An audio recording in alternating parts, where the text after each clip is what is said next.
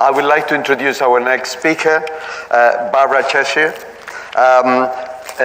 Originally from Kenya, Barbara is the co-founder and the managing director of AB Consultants in Kenya. She's been working in the insurance industry for many years and is a champion for inclusive insurance as a tool for poverty alleviation. Barbara led inclusive insurance projects in a number of African countries and has pioneered several initiatives with the insurance industry, including the design of the first human-wildlife conflict insurance scheme. Barbara today will talk to us about human-wildlife conflict and coexistence from the social enterprise perspective. Over to you.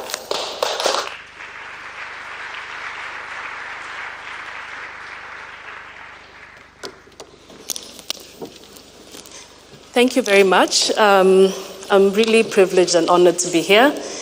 Last year at the APAC Congress, the Africa Protected Areas Congress in Kigali, which happened in July, I stood up like this and I said, as an outsider looking in, but someone reminded me that I can no longer use that line anymore because I'm now an insider, even though I'm coming from the insurance world. So I can't use that line anymore. And I think that's why the importance of a multi-sectoral approach to the amazing work that you're all doing becomes so important. The importance of having other sectors coming in to finance, to de-risk, to provide innovation to the incredible work that all of you are doing in terms of conservation around the world. So as an insurer, I'm an actuary by training. I'll step back a little bit and just tell you a little bit about myself so that it contextualizes why this is so important to me personally and to our organization and also to Kenya. And we have the government of Kenya represented here. So I started my career working in conventional insurance. I'm an actuary, so in Canada, working in motor insurance, designing, pricing products, trying to ensure that insurance companies have enough money to pay claims, they're solvent, and, making sure that buildings, trying to calculate the probability of this beautiful building burning down and therefore coming up with premiums. And when I went back to Kenya, I remember thinking, this is ridiculous. You're serving a very small portion of the population. The work is not really impactful. You don't really see what you're doing. And fast forward, my business partner, Anne, is here. We independently left the corporate world. And what I wanted was to see how insurance can truly be impactful, or how can the work that I do actually make a difference to people. And, I wanted to see whether we could actually impact women like this beautiful lady that we met when we were doing research for human-wildlife conflict. So during the journey of trying to figure out what we can do, we've designed different types of products for middle and low-income households, trying to help them de-risk the work that they're doing so that they can actually be able to have a livelihood. So we've worked with micro-entrepreneurs, smallholder farmers, small businesses across now 10 countries in Africa. And one of the things we do is that we remind insurance companies that there are real people behind those huge numbers of profits that you're reporting. There are actually real people who do work like this behind the scenes. So this is a gentleman, he's called Daudi, and he's a farmer in Kajiado, which is in Kenya. And Daudi, this is me, I met him when we were doing research, and actually it looks like I'm collecting information from him, but actually it was a marriage proposal. So Daudi offered to marry me, and then he told me that in case I'm already married, that's okay. He'll refund the cows that were paid. And so I was actually negotiating my bride price. Daudi he's a farmer, a crop farmer, but as well as a livestock farmer. And when he heard that we were doing research in this area. He actually came and he said, this is so important to me because he has 12 children. And he said he wants his children to go to school. He doesn't want them to spend time trying to, when it's close to harvest time, being out in the farm trying to make sure that elephants don't come or anyone else in his family. And he said, if insurance can truly make a difference, then I'm interested. And I'm interested to chip in and to hear more. And these are true stories about real people. It's not a high-level problem. It's a real problem. And I want to step back because what I want to talk about today is actually the complexity of conflict and the complexity of risk. And I think Dr. McQueen yesterday really set the tone, just talking about the different levels of conflict. And this is Kenya. Over the last 1 year, we've had the most devastating drought. Farmers in the northern parts of Kenya and many parts of Kenya, I come from a farming family. We've had crop failure, crops not growing. Farmers have lost cattle, and of course wildlife as well have died. And I want us to put ourselves in the shoes of these communities who, before about human-wildlife conflict, they've already gone through quite a bit. Now, this is, we were doing, last year we were trying to, I told you, so Dr. McQueen said yesterday that we should run towards conflict when we see it. So one of the things we do at AB is that when we hear that there's a risk that the insurance industry has said cannot be covered, that is where we that is where we run towards and say, can we actually see whether it can be covered? So this was in a county in Kenya called Tana River, completely arid, almost desert-like county. But there's a big river that flows through it, the Tana River, as it goes into the Indian Ocean. And when it rains in the central part of Kenya, the devastation that happens here is, so this is a rain gauge. So the water levels were low. These are the stations where they monitor and they're able to give early warning to the communities to tell them in the next 3 days there'll be a flood, please move away for where you're farming along the river. But so this is an area, it's very dry. Think of the picture before. Cattle have died, you've had crop failure, and then this happens. And this, 3 weeks ago, the rain started in Kenya and came in, and the little that farmers were able to save during drought. So we do have, for example, the Kenya Livestock Insurance Program, which is a program set up by the government that pays through a weather index program, does automatic payments to farmers in a certain area of Kenya should precipitation levels go below a certain level or vegetation, the cover, through satellite imaging. If it becomes less green, then they get a certain payout. Now, so you can imagine that has happened. Not everybody is covered in that scheme. And then before you know it, you're dealing with, floods. And currently in Kenya, we don't have a program for floods. That's what we are actually trying to work on right now, to design a flood index insurance program that can actually then hopefully give payouts to farmers when this happens.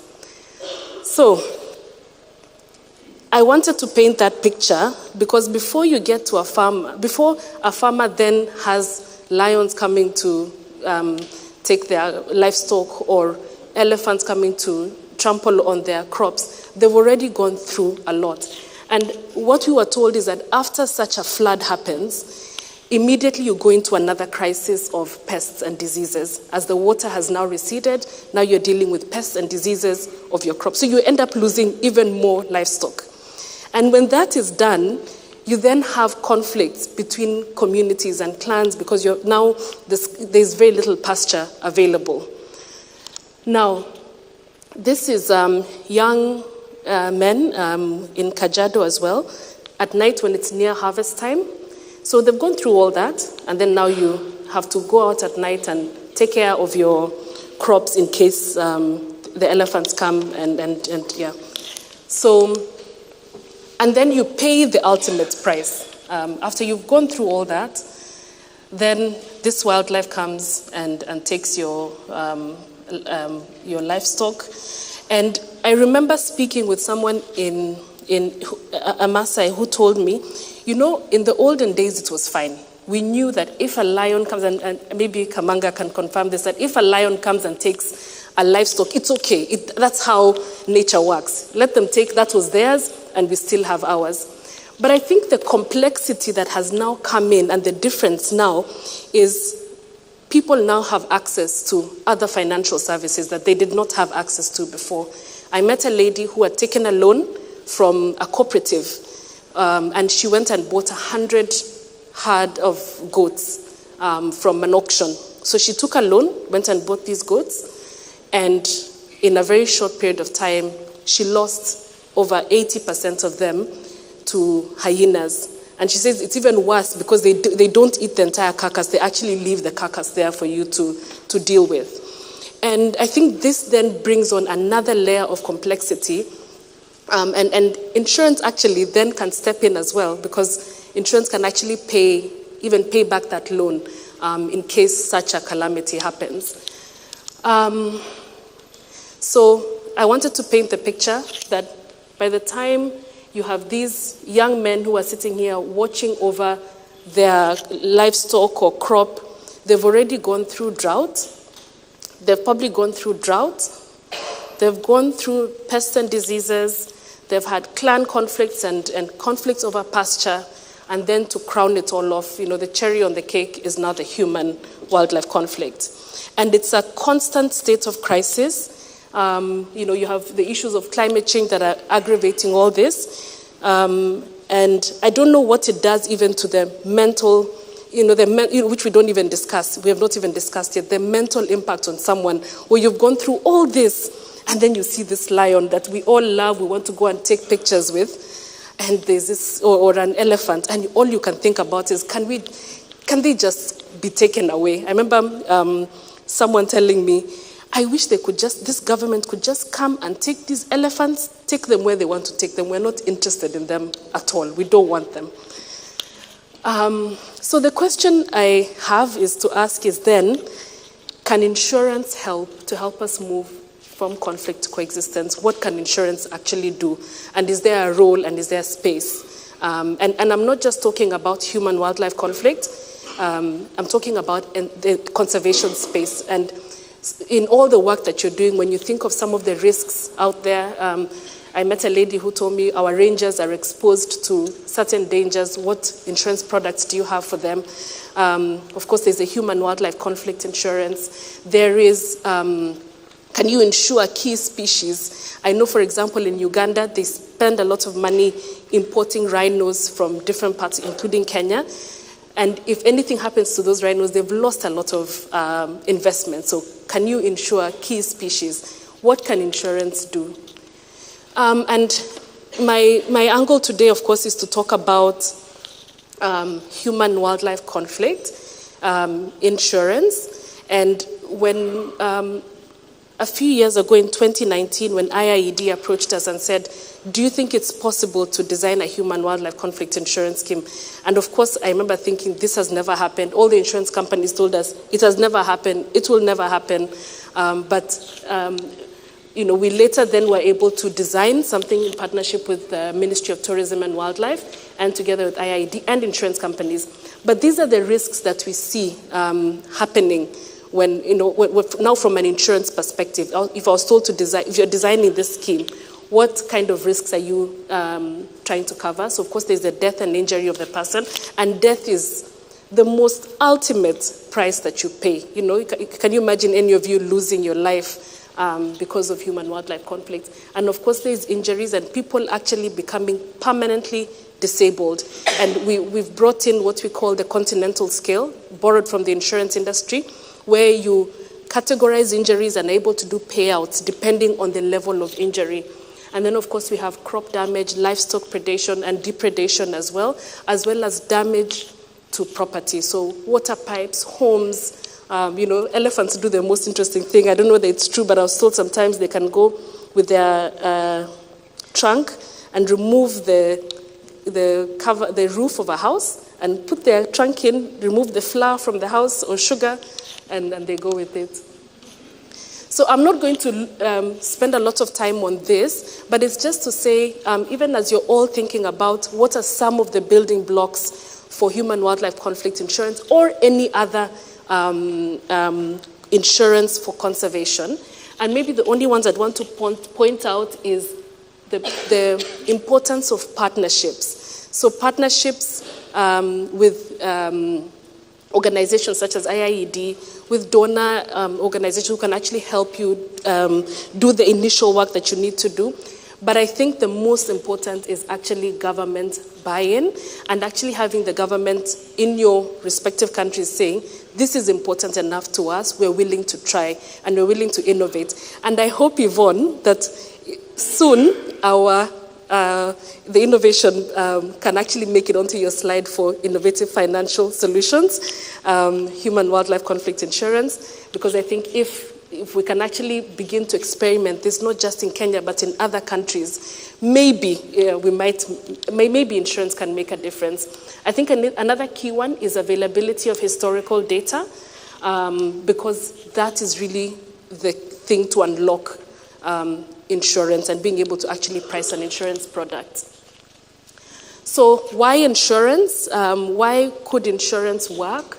We'll be then leveraging existing insurance pooling mechanisms, because insurance, there's many other types of insurance products and they're all pooled into one, and some people will claim, others will not claim. You may have 1 year where you have a really bad year for human-wildlife conflict, but maybe on the other side of drought, you may not have such a bad year, or motor may make a profit. So you're able to pool all these risks and hopefully you can use one to help offset the other. Another thing we're thinking about is whether it would be possible to actually pool risks, actually from even different countries. So you may have countries where the risk of human-wildlife conflict is actually lower, and insurance, unfortunately, this is a complexity, and I said it yesterday, insurance requires scale. So you need huge numbers of incidences to happen for it to then be viable. Of course, we don't want that. And in some countries, I think I was speaking to someone from Botswana last year and realizing that insurance may not always make sense for everyone. It's not the solution for every single country. It makes sense for us in Kenya, but it may not make sense for others. We also want to leverage the existing claims settling mechanisms that exist within the insurance industry. They have ways using technology and also ways to detect fraud and also to reduce administration costs. So I think what next? We are hoping that we can get emerging lessons from Kenya that should inform implementation in other ecosystems. So I'm looking forward that hopefully in the next few years we can say, oh, we've tried insurance in Colombia and in Brazil and in maybe Zambia, and whether it's working or not, and what are some of the emerging lessons, because maybe insurance will not work, but we can try and see. I think also just the importance of cross-sector collaborations. So please reach out to the insurance industry in your country. Reach out to anyone who you think can actually help beyond, beyond the conservationists. And just, I think everyone wants to come in and see what we can do. So please reach out. I think the other thing is that insurance may not always be suitable in every single situation. So I think it's just for you to weigh out and see, does it make sense? Or maybe what we need to do, I think we spoke with Richard from Namibia, maybe you don't need insurance. Maybe actually what you need is just to automate the process that you have and to leverage technology to just make the process smoother for you. And we've talked a lot about empathy, putting yourself in the shoes of the person. So I think we really need to focus on human-centered design solutions. Wildlife is great, and I know you're here because you love wildlife, but I think people are so important, and I think it's important for us to put ourselves in people's shoes. And the other question I have for all of you is, what other risks do you go through when you're doing conservation and possibly insurance could help, or any other solutions? So just to have that in mind, and remember, as long as you have data over maybe 5 years or 10 years, it's something that an insurance company can actually price. There's an actuary here from Malaysia, and he actually said that yesterday, as long as you have data, we can actually price for it. So just a really big thank you to IIED and Darwin, because if it wasn't for them to plant the initial seed to say, is it possible to design this? And when Paul told me this, I remember thinking, there's no way, but it's possible. And to also thank the government of Kenya, because if it wasn't for Sylvia and the rest of the team at the ministry to say, yeah, let's try this, let's see if it's actually possible, then we probably would not even be having this conversation. So thank you very much.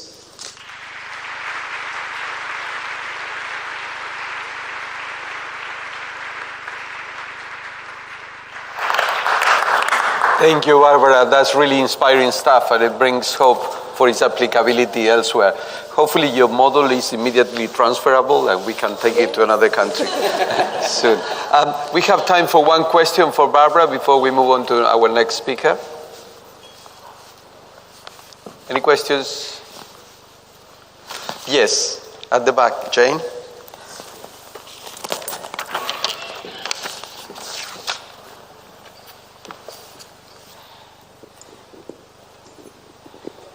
Thank you, Barbara, for the presentation and for the wonderful work you're doing.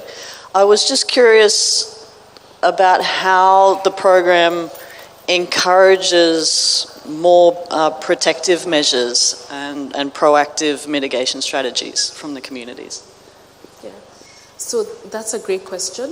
And actually, one of the principles of insurance is the principle of loss minimization.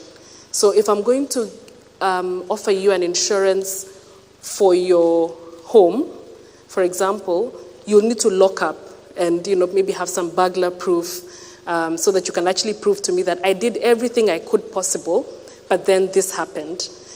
And it's going to be the same thing even for a HWC insurance scheme.